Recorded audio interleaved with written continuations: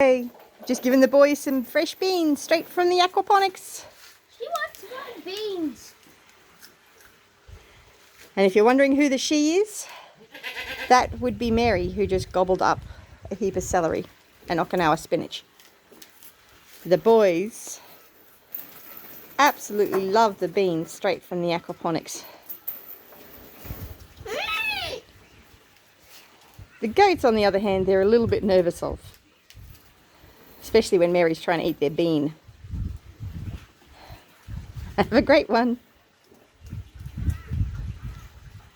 Do you like the beans? It's a green thumb. It's a green thumb. Have a great one. Bless you.